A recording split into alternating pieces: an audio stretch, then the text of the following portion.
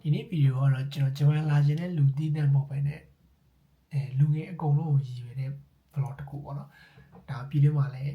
ရှိတဲ့လူငယ်တွေရောပြည်ပမှာရှိတဲ့လူငယ်တွေရောအကုန်လုံးလည်းကျွန်တော်ကရ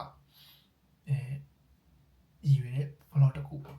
အဲ့တော့ကျွန်တော်ဒီဗီဒီယိုမှာကတက်ကျန်းနေလည်းပြောနေမှာမဟုတ်ဘူး motivation နဲ့ပတ်သက်ပြီးတော့ဆိုပြီးလည်းပြောနေမှာမဟုတ်ဘူး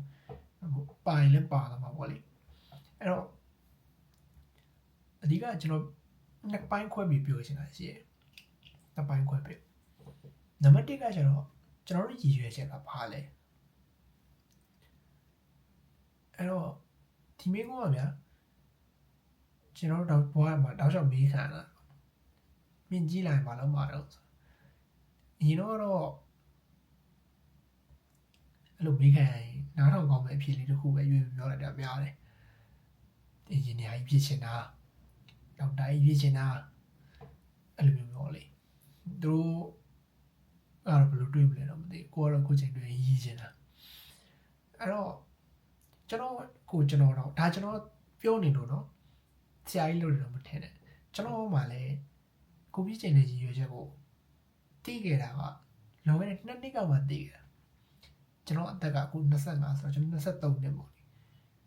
အဲ့ဒါပါလဲဆိုကျွန်တော်ကျင်းတဲ့ချက်တွေရောက်တဲ့အချိန်မှာကျွန်တော်တွေးမိတာကြောင်းတက်နေနောက်တစ်ဆင့်အလုံးဝင်ပါလားကြောင်းတက်ပါလားဆိုတာဖြစ်တော့အဲ့တော့ကျွန်တော်ကဘာလို့ချင်တာလဲဆိုကျွန်တော် politician တယောက်ဖြစ်ချင်တာဒါပေမဲ့ကျွန်တော်ရည်ရွယ်ချက်နဲ့ကျွန်တော်ရှိတယ်ပေါ့လေကျွန်တော်အကြောင်းပြချက်နဲ့ကျွန်တော်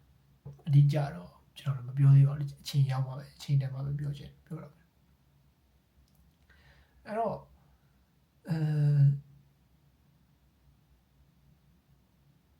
ကိုလူတော့ဘာဖြစ်ချင်လဲဖြစ်ချင်ရောဖြစ်ချင်စိတ်ပြင်းပြသလားအဲ့ဒါအမြဲတမ်းမေးရမှာကျွန်တော်တို့မြင်းစင်ကြည့်ကြမယ်ဆိုတာတခါလေကျတော့အလုံးမဖြစ်ဘူးဗျအဲ့ဒါလေလုံးဝကြီးအချိန်ကြီးပေးတဲ့ပုံမှာပဲကြီးလိုက်ငားလိုက်ဆိုတာမျိုးကောင်းတဲ့အချိန်မှာကောင်းတယ်အမြဲတမ်းကြီးလုံးမဖြစ်ဘူးအလုံးမဖြစ်တဲ့အခါကလည်းအရန်ခက်ခဲဖြစ်တဲ့အခါကျရင်ပို့ဆိုတယ်အဲ့တော့ကိုလူတို့ရည်ချက်တစ်ခုတင်နေမှာထားပြီးတော့လောက်ပေါ့နော်ပြီးတော့လေပြည့်ချင်လေးပြင်ပြလို့ရှိရင်ကိုလူတို့ပြည့်ချင်တဲ့အရာစီတွားနေတော့မှလည်းကျွန်တော်လက်လျှော့တာတွေပါတယ်မဖြစ်ဘူးဗျဒါအမှန်တမ်းပြောပြဥပမာထားပါတော့ကျွန်တော်ဂျပန်ရောက်မှကျွန်တော် iPhone စကိုင်ဘူးလားအဲ့တော့ဂျပန်ကိုရောက်တော့ရေရာရုပ်ပြပါစေကျွန်တော်လိုချင်တဲ့ဟာတွေထဲမှာဖြစ်ချင်တဲ့ဟာတွေထဲမှာ iPhone ကိုင်ရတာလည်းပါတယ်မတော့လူတယောက်ကဖြစ်ချင်တဲ့အရာဖြစ်ချင်တဲ့အရန်ပြင်းပြရင်အဲ့အရာနဲ့ပတ်သက်တဲ့ဟာတွေကိုအမြဲတမ်းတွေးတယ်အဲ့ရနဲ့ပတ်သက်အရာတွေကိုရှာတယ်အဲ့အရာရသွားရင်ဘာလုပ်လဲဆိုတာအမြဲစဉ်းစားတယ်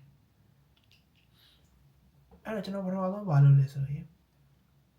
ဒီကောင်ဘယ်လိုဝယ်ရမလဲရှာတယ်ပြီးရင်ဘယ်လောက်ပေးရမလဲရှာတယ်ပြီးရင် main land နေနဲ့ဝယ်ရမလဲရှာတယ်နောက်ဆုံးရသွားတယ်ပေါ့လေအဲ့ဒါကကျွန်တော်ဥပမာတစ်ခုပေးပြီးပြောပြတာအဲ့တော့ကိုလိုလေဗျာသိရမလားဒါကတော့တရားဝင်ပြချင်တာဗျာဂျပန်မှာဆိုရင်လောက်ပလိုက်ဒီလားလက်လျှော့နေနဲ့ချမလိုက်ဗျာဒီလားပြစ်တယ်ကျွန်တော်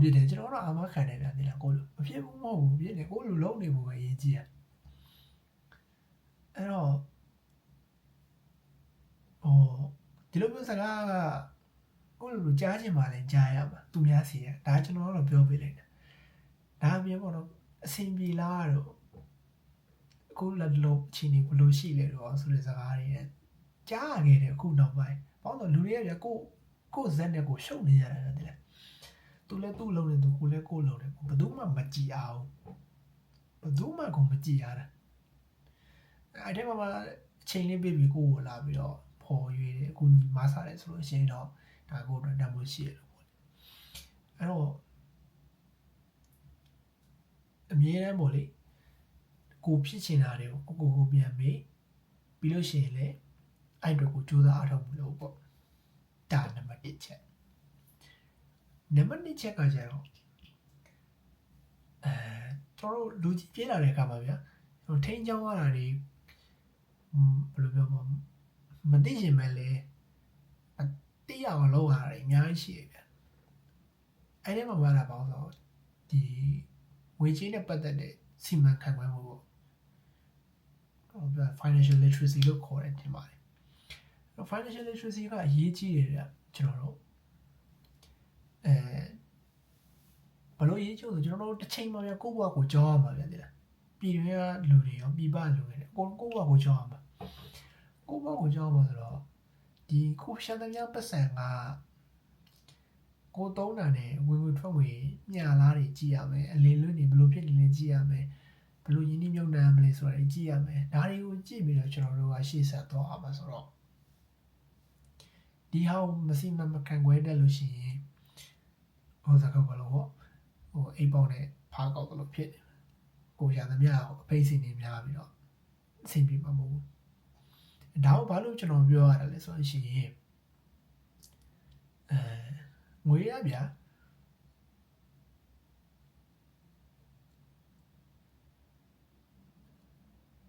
ဘယ်လိုပြောမလဲလူရဲ့ emotion တွေ feeling တွေအဲ့ဒါတွေနဲ့ရှင်လို့ရှိရင်တော့တိတ်ရေးမကြည့်တော့တဲ့အပိုင်းတွေရှိရမယ်တော်တော်များများငွေရစကားပြောတယ်ဒါကသိပါပြီကိုလိုလိုဒီရွယ်ရောက်နေလို့ရှိရင်သိပြီဒါကျွန်တော်ဆိုလိုနေတာပါလဲဆိုတာနားလဲပဲအဲ့တော့ဗျာအဲ့လိုမျိုးချိန်မှာနောက်ထပ်9နှစ်10နှစ်ကိုကြော်တွေးလိုက်ကိုဘွားဘလုံးပုံစံမျိုးဖြစ်နေလဲကိုဘလုံးဘွားကိုတည်ဆောက်နိုင်မလဲဆိုတော့စဉ်းစားလိုက်အဲ့ဒါကအဲ့ဖြစ်ချင်တဲ့ဘဝအတွက်ကိုဘာအရေးကြီးလဲ financial literacy ကအရေးကြီးတယ်အဲ့တော့အခုကလေးရပါတော့စောင်းလေးတွေရှာဖတ်တာဟောလောက်ထားပေါ့ပြီးတော့နောက်တစ်ခုကဗျာဒီဟာကတော့တမျက်မနည်းရမှာကျွန်တော်ပြန်စဉ်းစားမိတယ်ဟောအဲ့ဘောင်းဆိုတော့ခုလိုလဲအနေနဲ့မှတွေးပြလာပြီအိန္ဒိယကလေကြောင်းလိုင်းကဖြစ်သွားတဲ့ကိစ္စပေါ့လေအဲ့မှာကျွန်တော်ဟောဖြစ်တာကလိန်ဝါလူတွေအကြောင်းတော့မဟုတ်လိန်ဝါလူတွေအကြောင်းလည်းစဉ်းစားမိတယ်ဒါပေမဲ့လိန်ကျသွားတဲ့အချိန်မှာအောက်မှာရှိတဲ့ဆေးကြောင်းကလူတွေအကြောင်းကျွန်တော်စဉ်းစားတယ်စဉ်းစားတော့ဗျာဘာဖြစ်လို့ဆိုတော့အဲ့ဆေးကြောင်းသားတွေမှာဗျာထမင်းစားနေလူလည်းရှိမယ်ဗျအိမ်သာတက်နေလူလည်းပါမယ်ဗျမိသားစုနဲ့ဖုန်းပြောလူလည်းပါမယ်ဒါမှမဟုတ်လည်းရှင်စော်နဲ့ ECG လုပ်နေတဲ့လူလည်းပါမယ်အဲ့လူတွေကဘယ်လိုလုပ်စဉ်းစားပြီးတော့လေးမြင်ကြီးတစ်စီးကကိုယ်ပေါ်ကြာလာမယ်အဲ့လိုစဉ်းစားပြီးတော့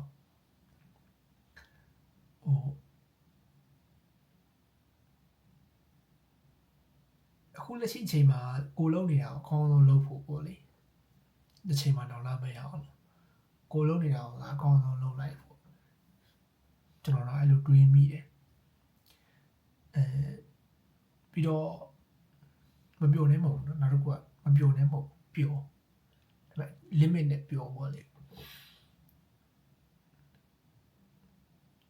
ကျွန်တော်ပြောတဲ့စကားတွေတောင်ရောက်ရောက်ချင်လဲရောက်နေပါကျွန်တော်လည်းမတက်နိုင်ဘူးဒါတော့မူးလို့ပြောတာလည်းမဟုတ်ဘူးကျွန်တော်ရဲ့ဂျင်ထဲက feeling တွေတိုင်းပဲပြောတာ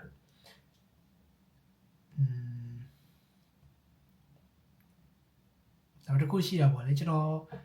ဒါကလက်ဖိတ်အတိုင်းမှာထိုင်းနေတော့မှာကိုဘော်ဒါဘော်ရွက်နဲ့နှစ်ယောက်လက်ဖိတ်အတိုင်းပြောနေဆိုရှင်တော့ပို့ပြီးပြောလို့ကောင်းပါဘူးဒါပေမဲ့အဲ့လိုမျိုး focus ဆိုပဲပြော focus ပုံစံမျိုးလုပ်ချင်မယ်ကျွန်တော်အဆင်မပြေသေးကျွန်တော်လည်းပြောဝဲတငယ်ချင်းကဟို US မှာသူကတင်းနဲ့ကျွန်တော်လည်းက time zone ခွာတော့ကျွန်တော်စီမှာညသူစီမှာမနေ့ရောက်နေတယ်အဲ့တော့အဲ့လိုမျိုးလဲကွာတာမို့လို့ focus ပုံစံမျိုးလည်းမလုပ်နိုင်သေးဘူးအကယ်လုံးနေနေဆိုလို့ရှိရင်ကျွန်တော်လုပ်မယ်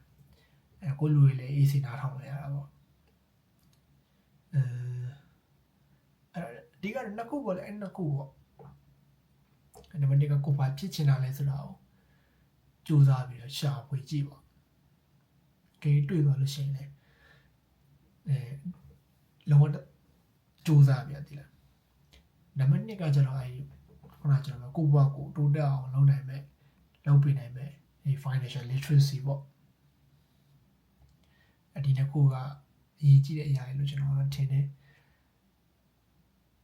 အဲ့တော့ဒီတစ်ခုကကျွန်တော်ပြောတဲ့တစ်ခုကကျွန်တော်ဗီဒီယိုရဲ့အစမှာပြောလိုက်သလိုပဲလူငယ်တွေ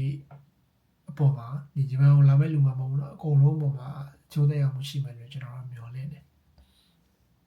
ဒါကကျွန်တော်ဆရာကြီးလည်းမဟုတ်ဘူးနော်ဆရာကြီးပုံစံမျိုးနဲ့ပြောတာလည်းမဟုတ်ဘူးဒါကိုယ့်ရဲ့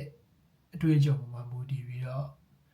အခြေခံပြီးတော့ကျွန်တော်ပြန်ပြီးပြောပြကြည်နှွေးခံစားချက်ကိုပြောပြအဲ့တော့ကိုလူတို့မှလည်း